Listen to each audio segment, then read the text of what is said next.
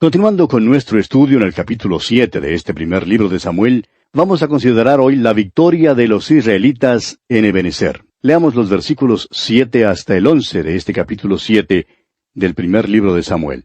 Cuando oyeron los filisteos que los hijos de Israel estaban reunidos en Mizpa, subieron los príncipes de los filisteos contra Israel, y al oír esto los hijos de Israel tuvieron temor de los filisteos. Entonces dijeron los hijos de Israel a Samuel: No ceses de clamar por nosotros a Jehová nuestro Dios, para que nos guarde de la mano de los filisteos. Y Samuel tomó un cordero de leche, y lo sacrificó entero en holocausto a Jehová. Y clamó Samuel a Jehová por Israel, y Jehová le oyó. Y aconteció que mientras Samuel sacrificaba el holocausto, los filisteos llegaron para pelear con los hijos de Israel. Mas Jehová tronó aquel día con gran estruendo sobre los filisteos, y los atemorizó, y fueron vencidos delante de Israel. Y saliendo los hijos de Israel de Mizpa, siguieron a los filisteos, hiriéndolos hasta abajo de Bet-car. Aquí Dios le dio la victoria a Israel, y es la primera victoria que ha ganado en mucho tiempo. Además, esta es una victoria de gran importancia estratégica para Israel. Antes de esta batalla, los israelitas habían caído en idolatría y eran muy rebeldes. Cuando empezaron a volverse a Dios, Samuel les exigió una confesión de sus pecados y una promesa de volverse a Dios. Ahora, cuando hicieron esto, el resultado fue una victoria completa sobre los filisteos. Leamos ahora el versículo 12. Tomó luego Samuel una piedra y la puso entre Mizpa y Sen, y le puso por nombre Ebenezer, diciendo: Hasta aquí nos ayudó Jehová. El nombre Ebenezer significa Hasta aquí nos ayudó Jehová. La piedra en este versículo era una piedra de ayuda, era también una piedra de memoria, miraba hacia atrás al pasado. Era también una piedra de reconocimiento, una piedra para el presente. Y por otra parte, era una piedra de revelación y una piedra para el futuro. Esta piedra se llamaba Dios nos ha ayudado. Nuestra costumbre es reflexionar sobre el pasado. Recuerde usted lo que el Señor habló por medio del apóstol Pablo en su carta a los Filipenses, allá en el capítulo 1 de esa carta, versículo 6. Estando persuadido de esto, que el que comenzó en vosotros la buena obra, la perfeccionará hasta el día de Jesucristo. Amigo oyente, ¿le ha traído Dios a usted hasta aquí? ¿Le está guiando hoy? ¿Le ha ayudado hasta aquí? Si Él le ha guiado y ayudado, entonces usted puede decir: Hasta aquí me ayudó Jehová. Y confiar sin lugar a dudas que Él continuará ayudándole. Alguien ha dicho que la memoria toca sobre el teclado del pasado y que uno puede recorrer sus pasos hacia el pasado. La memoria toca sobre el teclado del pasado y cuando lo toca estamos seguros de que podemos decir: Hasta aquí nos ayudó Jehová. Josué, por ejemplo, pudo decir allá en el capítulo 24 de su libro, versículo 15, Pero yo y mi casa serviremos a Jehová. David también pudo decir allá en el Salmo 107, versículos 1 y 2, Alabad a Jehová, porque Él es bueno, porque para siempre es su misericordia. Díganlo los redimidos de Jehová, los que ha redimido del poder del enemigo. Yo personalmente quiero decir que el Señor es bueno, amigo oyente. Él es quien nos ha ayudado y el que nos ayudará siempre. Hace tiempo un comerciante lo dijo de esta manera. ¿Sabe que el uso del tiempo puede ser semejante a la terminología bancaria? Ayer es un cheque ya cancelado. Mañana es una nota de crédito. Pero hoy es dinero en efectivo. Úselo sabiamente. Samuel, pues, levantó una piedra de reconocimiento. Amigo oyente, ¿reconoce usted a Dios en su vida? Eso es lo que quiso decir Samuel con esa piedra de Ebenezer. Esa piedra era además una piedra de revelación. No solamente significaba hasta aquí, sino también de aquí en adelante. El salmista David dijo, Jehová es mi pastor, nada me faltará. Él miró al futuro. Una vez alguien dijo, tengo interés en el futuro porque espero pasar el resto de mi vida allí, y quiero estar razonablemente seguro de cómo será. Jehová es mi pastor, dijo David, nada me faltará. Y el apóstol Pablo en su carta a los Romanos capítulo 8 versículo 28 dice, Y sabemos que a los que aman a Dios, todas las cosas les ayudan a bien, esto es, a los que conforme a su propósito son llamados. El doctor Torrey siempre decía que este versículo aquí en Romanos capítulo 8, versículo 28, era una almohada suave para el corazón cansado. Todos necesitamos una piedra de Ebenezer. Esperamos, amigo oyente, que usted tenga una en su vida. Leamos ahora los versículos 13 y 14 de este capítulo 7 del primer libro de Samuel. Así fueron sometidos los filisteos, y no volvieron más a entrar en el territorio de Israel. Y la mano de Jehová estuvo contra los filisteos todos los días de Samuel. Y fueron restituidas a los hijos de Israel las ciudades que los filisteos habían tomado a los israelitas desde Crón hasta Gat. E Israel libró su territorio de mano de los filisteos. Y hubo paz entre Israel y el amorreo. Creemos que se puede decir que desde entonces y en adelante, los filisteos nunca más fueron los enemigos tan dominantes ni formidables como lo eran antes de esta batalla. Esta era una batalla de suma importancia histórica, y por eso se erigió esta piedra en memoria de ella. Este monumento fue erigido a unos 2 kilómetros al noroeste de Jerusalén, y a la vista de la ciudad. Leamos ahora los versículos 15 al 17, los últimos versículos de este capítulo 7 del primer libro de Samuel. Y juzgó Samuel a todo Israel el tiempo que vivió. Y todos los años iba y daba vuelta a Betel, a Gilgal y a Mizpa, y juzgaba a Israel en todos estos lugares. Después volvía a Ramá, porque allí estaba su casa, y allí juzgaba a Israel, y edificó allí un altar a Jehová. Esta es la historia. Samuel es ahora profeta y juez de Israel. Podríamos decir que era un juez viajero, pues él iba de Betel hasta Gilgal y a Mizpa y así sucesivamente. Estos lugares mencionados se encuentran en la región al norte de Jerusalén. Y así, amigo oyente, concluimos nuestro estudio del capítulo 7 del primer libro de Samuel. Y llegamos ahora al capítulo 8. En este capítulo 8 veremos que debido a la administración corrupta de los hijos de Samuel, los israelitas ahora piden un rey. Comencemos pues considerando el rechazo de Israel hacia Dios y su demanda por un rey. Samuel era un gran juez y un hombre de Dios. Se crió en el tabernáculo donde vio la mala conducta de los hijos de Elí y cómo Dios los juzgó. Sin embargo, fíjese usted en lo que hace Samuel. Leamos el primer versículo de este capítulo 8 del primer libro de Samuel. Aconteció que habiendo Samuel envejecido, puso a sus hijos por jueces sobre Israel. Samuel nombró a sus hijos como jueces para sucederle a él, a pesar de que eran indignos e incompetentes para el oficio. Esta fue una gran equivocación de Samuel. Es verdad que él era un gran juez, un maravilloso profeta y un gran hombre de Dios. Desafortunadamente, fracasó como padre, en la misma manera como Elí había fracasado antes. Leamos ahora los versículos 2 y 3. Y el nombre de su hijo primogénito fue Joel, y el nombre del segundo Abías, y eran jueces en Beer-seba. Pero no anduvieron los hijos por los caminos de su padre, antes se volvieron tras la avaricia, dejándose sobornar y pervirtiendo el derecho. Estos eran los hijos de Samuel. Eran totalmente malos. Es extraño, ¿no le parece? Hoy en día vemos también la misma cosa. Muchos pastores preguntan, ¿por qué es que puede haber una familia muy cristiana en la iglesia y sin embargo su hijo o su hija se convierte en un joven inmoral o que usa drogas? Muchas veces no hay ninguna explicación que podamos dar en cuanto a esto. Pues bien, Samuel era un gran hombre, un hombre de Dios. Y mire lo que hicieron sus hijos. Continuemos ahora con los versículos 4 y 5 de este capítulo 8 del primer libro de Samuel. Entonces todos los ancianos de Israel se juntaron y vinieron a Ramá para ver a Samuel, y le dijeron, He aquí tú has envejecido, y tus hijos no andan en tus caminos.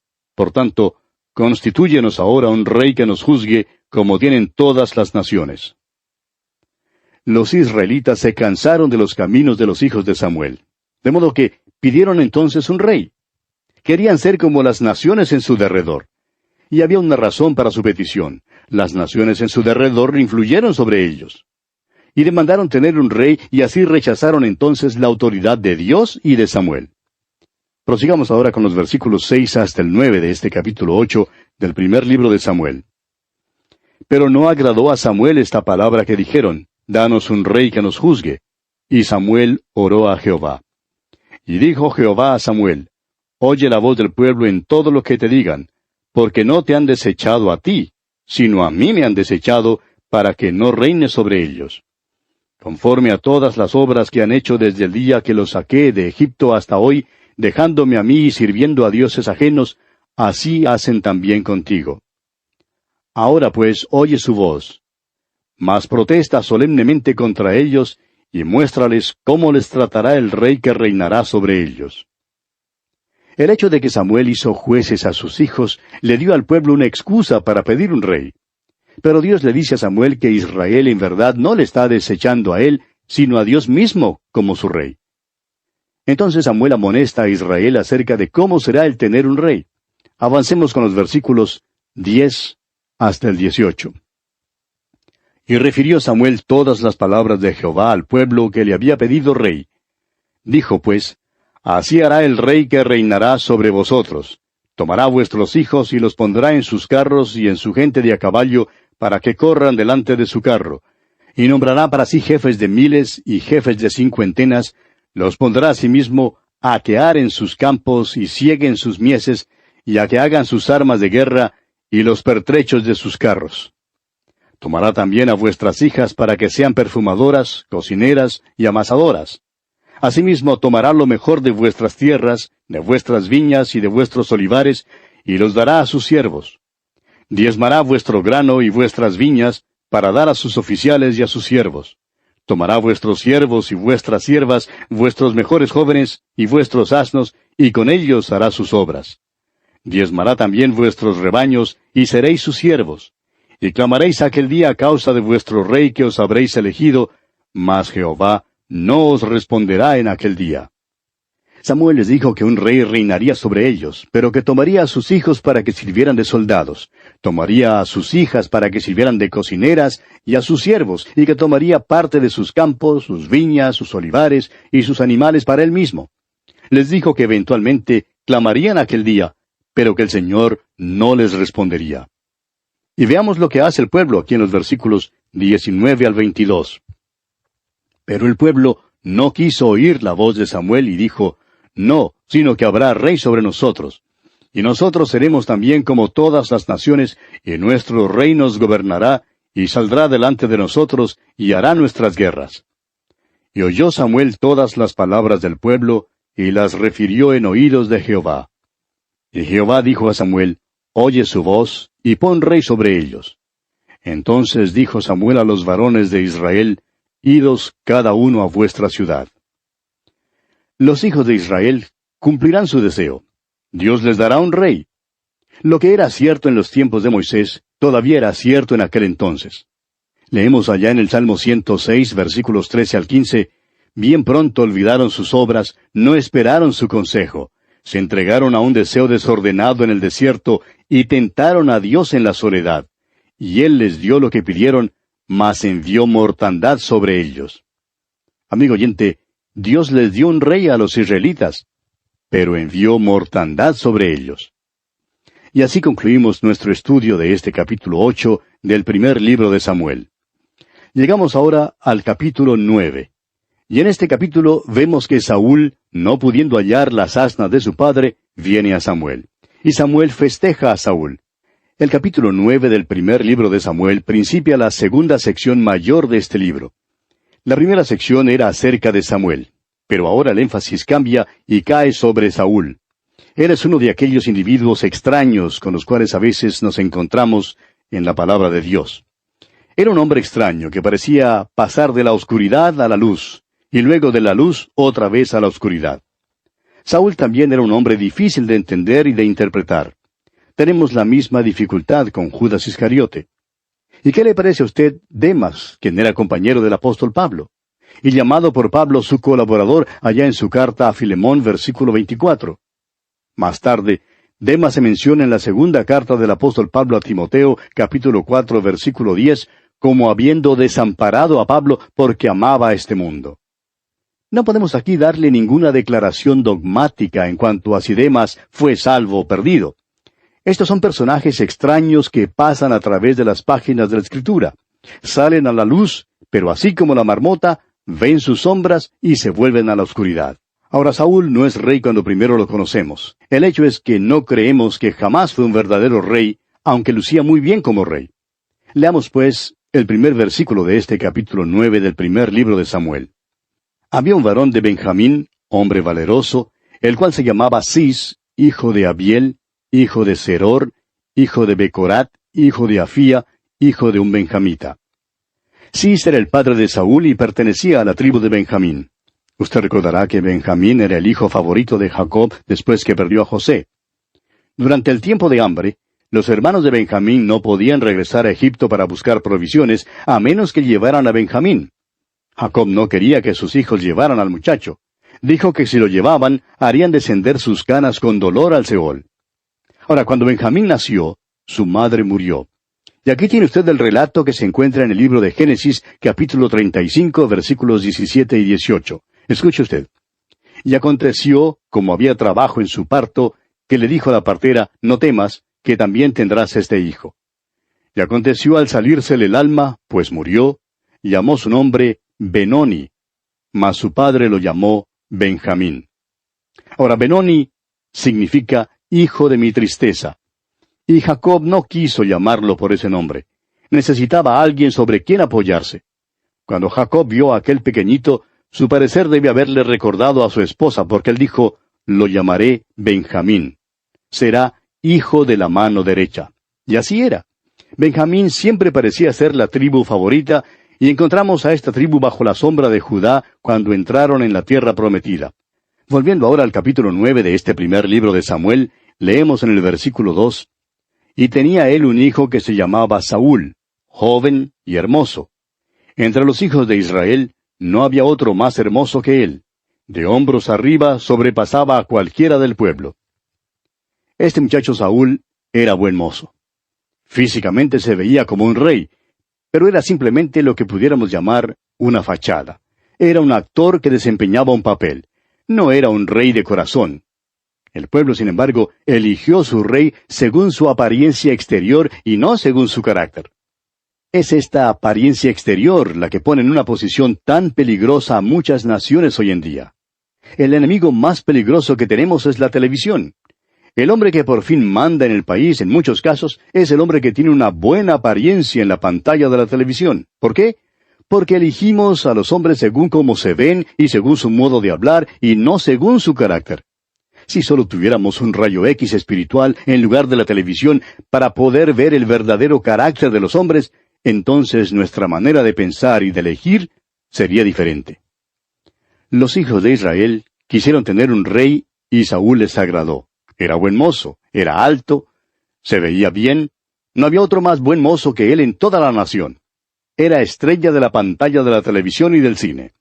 El problema era que no tenía corazón. Y leemos en los versículos 3 hasta el 5 de este capítulo 9 del primer libro de Samuel, y se habían perdido las asnas de Cis, padre de Saúl, por lo que dijo Cis a Saúl su hijo, toma ahora contigo a alguno de los criados, y levántate y ve a buscar las asnas.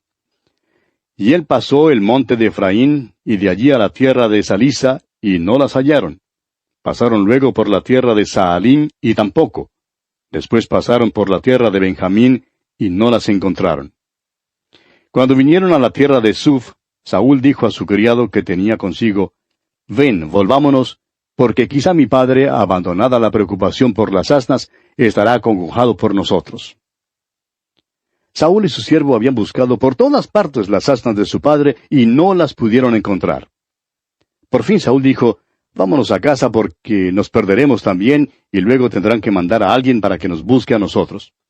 Y leemos en los versículos 6 al 13, él le respondió, he aquí ahora hay en esta ciudad un varón de Dios, que es hombre insigne, todo lo que él dice acontece sin falta.